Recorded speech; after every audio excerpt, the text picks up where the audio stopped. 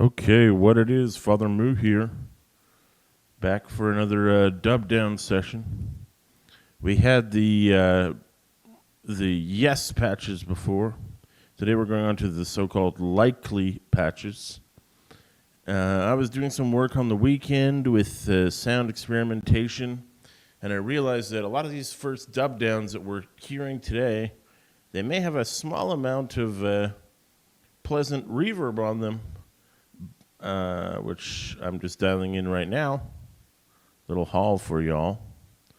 But what they don't really have is external effects. But man, when I was running my other synths through the external effects in the weekend, I was like, I wonder if all those dubs are going to get tossed out because just one pedal makes such a huge difference, especially for ambient stuff. So anyway, I guess time will tell, but let's pan down to patch number 4. The description I wrote in my notes was generative melody with dusty percussion. So that is this one. Oh yes, Hollow Sunshine.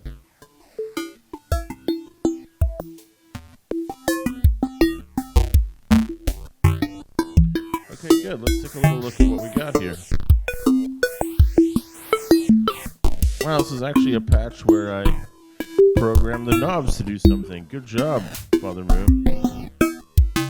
It looks like that's mostly level adjustment, but there is some phaser messing here. So let's dial them over and see what we get. Okay.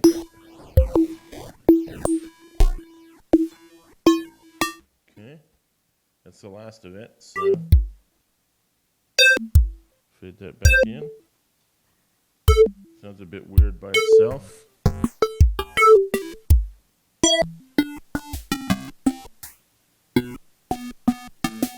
This sounds like a better starting point. Like when this is in, with everything, it's good. But by itself, it's a bit weird. So maybe we'll fade in this guy first. Yeah, that seems right. Okay, good. So the reverb is rolling, so we need Audacity in the house.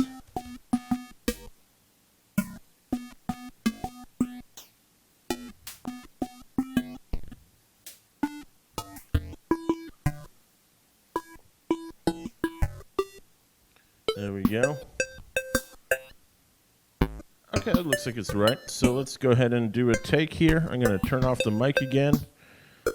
I don't think I really need to comment on this one too much because I'm going to do most of my dubbing with the knobs. So I guess what you probably want to watch is this section up here to see what's happening. Left, if the knob is left, that means it's allowing something through. And if it's right, it means it's muting things. So, yeah, we're starting with red open. So that's channel 2 and 4 here. There'll be a bit of adjustment on the phaser, and I may go in and do something else, but I have the feeling the knobs are going to do most of the work here. Oh, here's another one. Blue is tied into the wave wrapper setting here. So, okay. So let's, I'm going to kill the mic, and I'm going to start the recording. Here we go.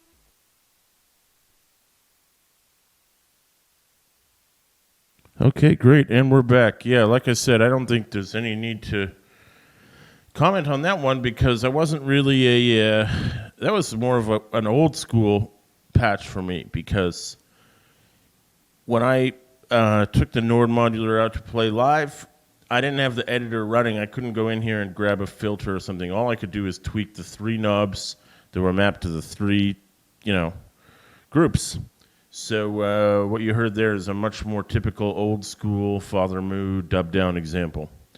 And I like that one. It's a weird little patch, and when you take certain elements out of it, it kind of almost falls apart rhythmically, but then if you dub those bits back in before it has a chance to fail, it keeps on ticking. So a weird little patch, but just as I was listening to it, I was like, yeah, this one can survive without effects pedals. It doesn't need a million delay echoes on it to get its point across. So let's save that little bad boy. Save project as. Yep, album recordings. So this one is 04 dub 01. And I think it's Hall Verb. Yeah, I'm darn sure it is actually because I just dialed it in. Cool, so let's save that bad boy into our archive. Yeah, you inspect that data. Inspect the hell out of it. But you'll love it. Save that. Okay, yes, it's been saved. Great, good. Let's do another one. Boom. Excel file. I remember 9. I think I'm going to go straight to 12 today for our Pansonic imitation. Whether it sounds like Pansonic or not is not really the point. What matters is that I remember it, and I think it's a pretty cool... Yeah, this guy.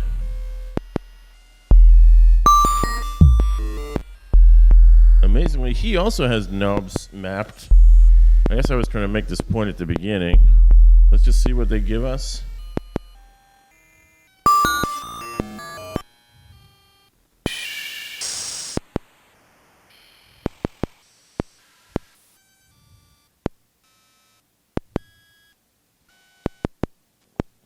So there's still signal bleeding through on 5 and 2, even when the knobs are all fully to the right. So I guess we'll just start with this little minimal pattern that we've got here. Yeah, that sounds good. And the reverb sounds fine to me. The bass is a bit heavy. You know what? I'm going to do it. The load is still low here, so I'm just going to drop the whole thing directly into a compressor before I record it. It's just safer.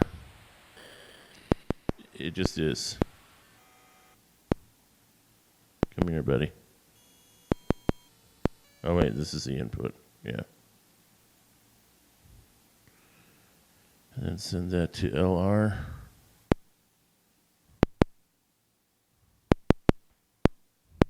Let's try dialing buddies back in.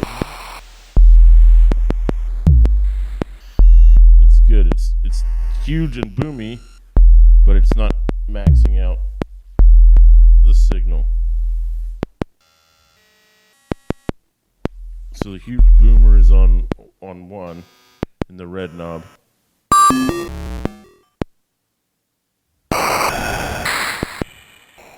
Good. Okay, great. Let's dub this bad boy down. Again, I think you just want to watch the knobs here. I can never be sure, but I have the feeling that's all I really need for this one. In fact, there aren't even any there is a filter over here, but that big bass line is a sine wave, so there isn't much to tweak on him anyways.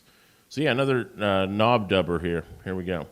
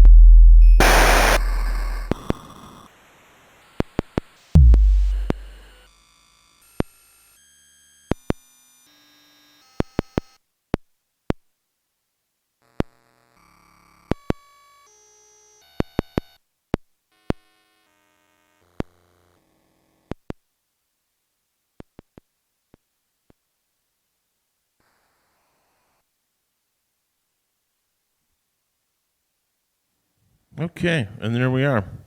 So, oh wait, don't tell me I recorded it. Okay. Another one where the knobs did most of the work. I don't know if you spotted this. I'll just recap it for you.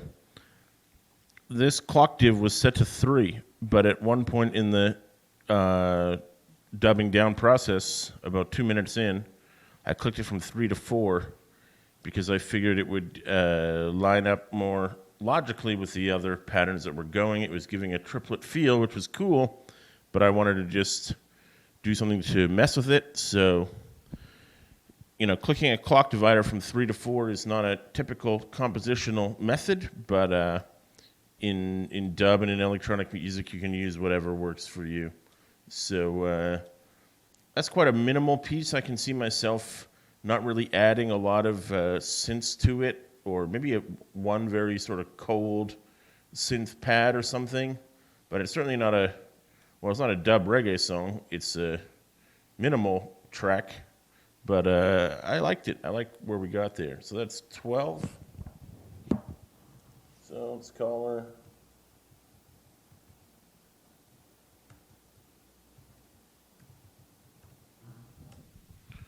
12 double one hall verb, just for my own notes.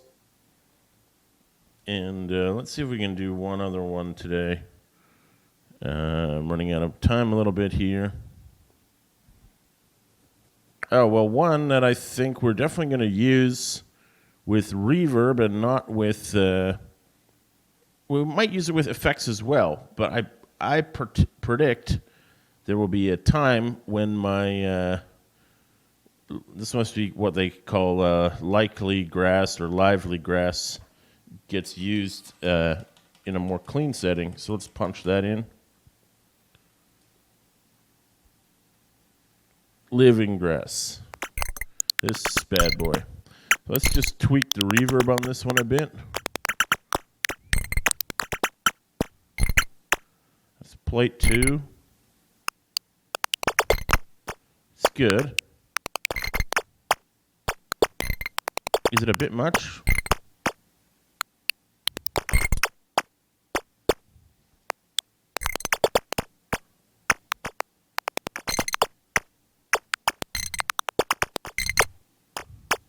It sounds like a bit much to me.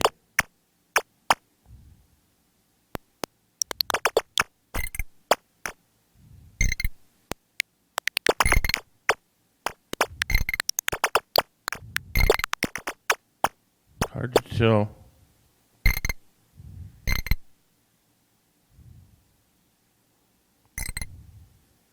No, it's not that one. I'm inclined to use this one.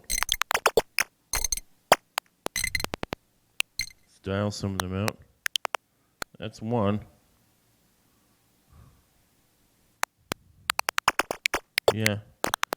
The reverb tail is a bit long, but it almost sounds like rain or like the sound effects that you hear in a rainy night. So I think I'm going to stick with that.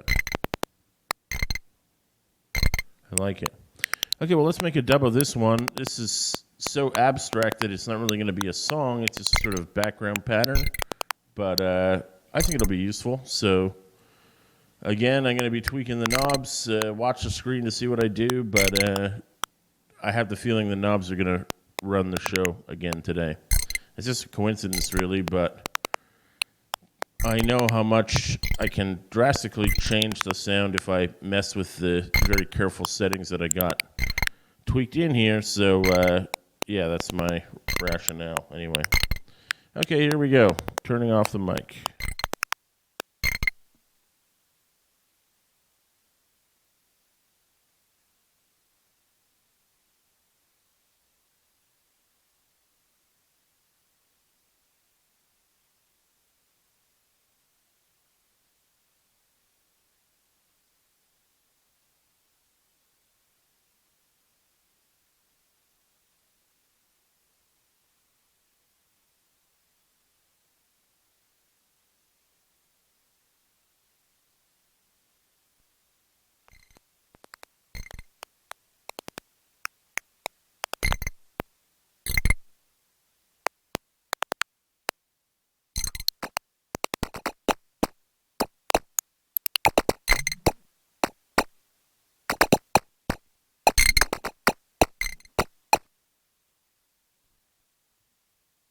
Oops, we got a bad take there. Bad take alert. I screwed up. I forgot that the knob is supposed to be fully right to be off. So I was starting with all the instruments at once when I wanted to start with just one at a time. So let's just close this take and make a new file. And try that one more time. Microphone off.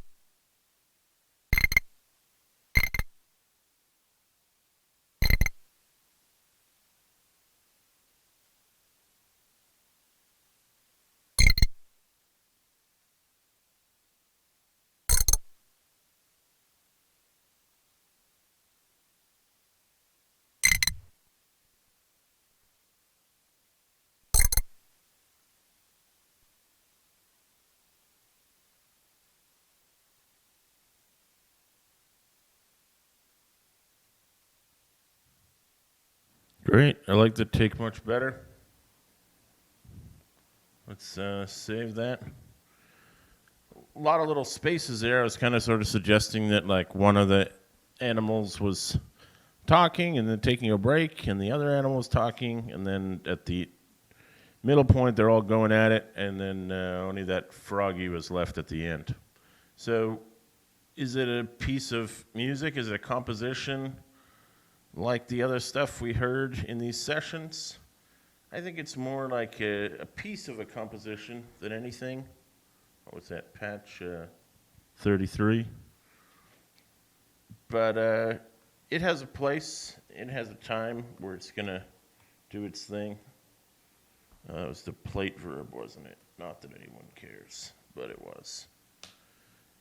So, yeah, there'll definitely be... Putting too many effects on things can also muddy up the sound, and I like those little insect sounds for what they are. So whether they come in another processed version or not, I don't know. I guess we'll find out. But that's going to be it for me today. My battery is running low. So thank you so much for tuning in again. We see quite a few views, to put it mildly. I think we had over 400 views on one of the videos recently. So as I often say here, I don't really always know what I'm doing right, but I'll try to keep doing it right and doing it regularly. Hope to drop in some of my other synths in the coming weeks. I got some interesting new acquisitions, and I'll be doing that just as soon as I get to it. So thank you all again.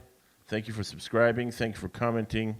We will see you on another Sunday morning sometime soon. Peace.